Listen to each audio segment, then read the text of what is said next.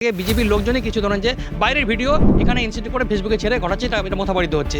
Police প্রশাসন কোনোদিনও হুমকি দেবে না, এটা হাস্যকর ব্যাপার। তাহলে তো বর্ডার লাইনে গিয়ে ওখানেও তো তাহলে বিজেপি লিডাররাই গিয়ে পাহারা দিতে পারে সেন্ট্রাল ফোর্স না রেখে। তবে প্রথমে তো যে বিষয় নিয়ে কথা বলবো, আমরা জানি যে এই মুহূর্তে সমগ্র যে মোথাবাড়ি এবং তার পাশাপাশি মোথাবাড়ির যে 10-12 কিলোমিটার এলাকা, সেখানে পুলিশি প্রোটেকশন দেওয়া রয়েছে। কিন্তু দেখা যাচ্ছে তার মাঝখানে বিজেপি নেতৃত্বরা আসেন এবং সেখানেও বিক্ষোভ কর্মসূচি চলে। প্রথমে তো এই যে কর্মসূচি, সেটা নিয়ে কি বলবেন?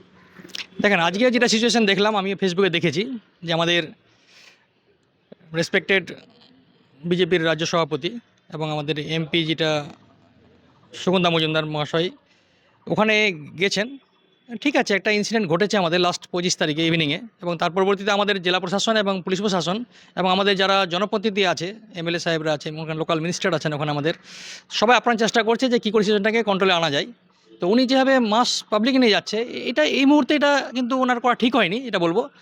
তো উনি অবশ্যই উনি একটা দলের পক্ষ থেকে আছেন, উনি তাদের বার্তা দিতে পারেন বা ডেকে বোঝাতে পারেন। এই মুহূর্তে আমরা চাইবো যে সিচুয়েশনটা কী করে কন্ট্রোলে আনা যায়।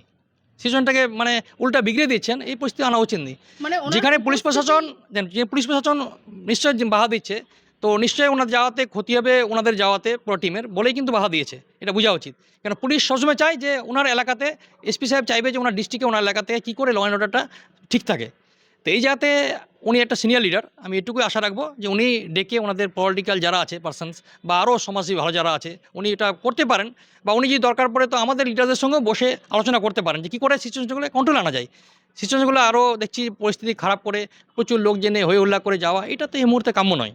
আজকে আমাদেরও জেলা নেতৃত্বরা মিটিং ডেকেছিল যে কী করে আমরা কন্ট্রোল নিয়ে আসছে। আমাদের ওখানকার বিধায়িকা, আমাদের মন্ত্রী ম্যাডাম যথেষ্ট পরিমাণে ইন্টারনালি চেষ্টা করছে পাবলিককে ডেকে ডেকে। এটা ধরেন যে দলমত নির্বিশেষে সবাইকে নিয়ে, যত এটা তো কোনো পলিটিক্যাল ম্যাটার নয়, একটা ইনসিডেন্ট ঘটেছে সেটা ইস্যুতে একটা খারাপে দিয়ে যাচ্ছিলো, সেটাকে কিন্তু কন্ট্রোল অনেকটা করেছে। কিন্তু পরবর্তী আমাদের হয়তো কিছুটা আবার সদুলাপুর পার্টে হয়েছিল, সেটাকেও আমাদের কন্ট্রোল করার জন্য আমরা আপনারা লেগে আছি পুরো জেলা যারা আমাদের।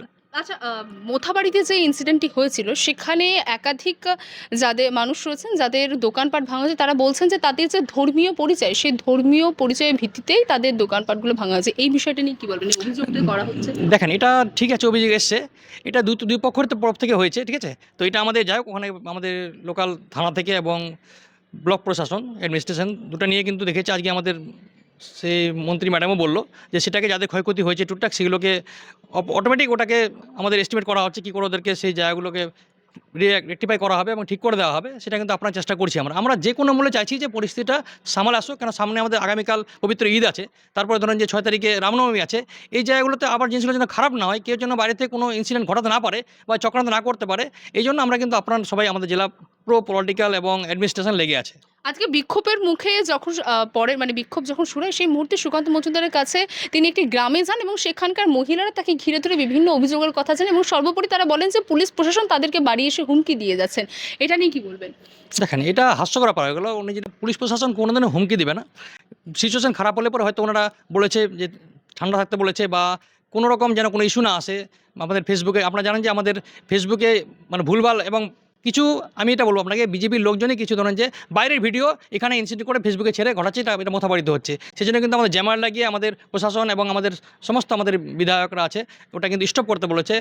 মথাবাড়ি কালেচক পার্টে কিন্তু আমাদের যে কেন যেন ভাইরাল না হয়। যে কোনো আপনারা দেখছেন যে বর্তমান ইস্যুতে টেকনোলজি এত ফাস্ট যে কিছু একটা ঘটলে পরে সঙ্গে সঙ্গে ফেসবুকে দেওয়া, ওটাকে হাইলাইট করা, এবং এটা সত্য না মিথ্যা যাচাই না করে কিন্তু মানুষ এটা তার বিভ্রান্তিতে পড়ে যায়। তো সেই জায়গাগুলো কন্ট্রোল করার জন্য পুলিশ প্রশাসন মনে হয় না যে কি হুমকি দিবে, ওনারা কিন্তু ল অ্যান্ড অর্ডারকে কন্ট্রোল রাখার জন্য কিন্তু আপনার চেষ্টা করছেন।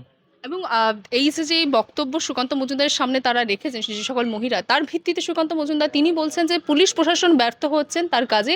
তার জন্য এবার থেকে বিজেপি নেতাকর্মীরা রাতভর টহল দেবে গ্রামে গ্রামে। কি বলবেন? এটা তো হাস্যকর ব্যাপার হয়ে গেছে, এটা হাস্যকর ব্যাপার হয়েছে। তাহলে তো বর্ডার লাইনে গিয়ে ওখানেও তো তাহলে বিজেপি লিডাররাই গিয়ে পাহারা দিতে পারে সেন্ট্রাল ফোর্স না রেখে, ঠিক আছে। এটা হয় না। ল অ্যান্ড অর্ডার যাদের দায়িত্ব পুলিশ প্রশাসন তারাই দেখবে। এটা লিডার বা তাহলে তো আমরা তো মেজরিটি পার্সন, আমরা মালদাতে আছি, তাহলে তো আমরা পাহারা দিতে পারতাম। কিন্তু এটা হয় না। পাবলিককে কিছু কিছু সিচুয়েশনে পাবলিককে যেটা ল অ্যান্ড অর্ডার পুলিশ প্রশাসনই কন্ট্রোল করতে পারবে, এবং ওনারা ঠিক পলিসি জানে যে কোন পরিস্থিতিতে কোন সিচুয়েশনটায় কীভাবে কন্ট্রোল করতে হবে। এটা আইনের জায়গায় ছেড়ে দিয়ে কাজটা করতে দেওয়া উচিত।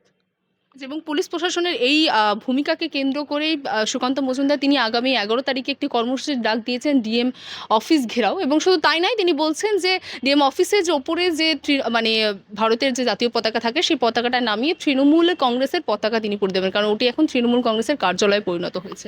দেখেন, এগুলো অভিযোগ বিরোধীরা করবেই, এবং অভিযোগ না করলে সামনে বিধানসভা ভোট আসছে, এটা একটা ইস্যু ওনাদের হাতে। জানছে যে এবার গতবার যে কয়েকটা সিট পেয়েছিল সেটা হয়তো হাতছাড়া হবে এই টেনশনে, এবং উনি পার্শ্ববর্তী জেলাতে আছেন, তো ওনার উপর চাপটা বেশি আছে যে ওনার পার্শ্ববর্তী জেলাতে যদি রেজাল্ট খারাপ হয় তাহলে ড্রাইভারটা তো ওনার ঘাড়ে পড়বে বলে এসব কথা, অবান্তর কথা বলছেন। প্রত্যেকটা জেলাতেই ডিস্ট্রিক্ট অ্যাডমিনিস্ট্রেশন, ডিস্ট্রিক্ট ম্যাজিস্ট্রেট এবং সুপারিনটেন্ডেন্ট পুলিশ থাকে, ঠিক আছে? তারা কোনো সরকার নয়, ওরা কিন্তু সেই ডিস্ট্রিক্টের সব পরিস্থিতি সামাল দেওয়ার জন্য এবং সরকারি বেনিফিটগুলো কী করে মানুষ পায় সেটাই দেখেন ওনারা।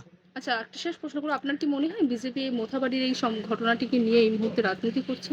কোন রাজনীতি অবশ্যই করছে, কিন্তু যে উদ্দেশ্যে করছে সেটা সফল হবে না, এটুকু বলবো আমি। ওনাদের উদ্দেশ্যটা ব্যর্থই হবে। নাপন যেটুকু ওনাদের হয়তো ভালো কিছু ছিল ভোট ব্যাংক, সেটাও আস্তে আস্তে নষ্ট হবে। কেন কিছুদিন পরেই আমাদের নেতৃত্বরা ওনাদের যে ইন্টারনাল মোটিভ সেটা যেন প্রকাশ আসবে কিনা, দেখবেন যে ওনাদের লসই হবে, লাভ কিছু হবে না। বাংলা হান্টের আরও খবর দেখতে নজর রাখুন। বাংলা খবর মানেই বাংলা হান্ট।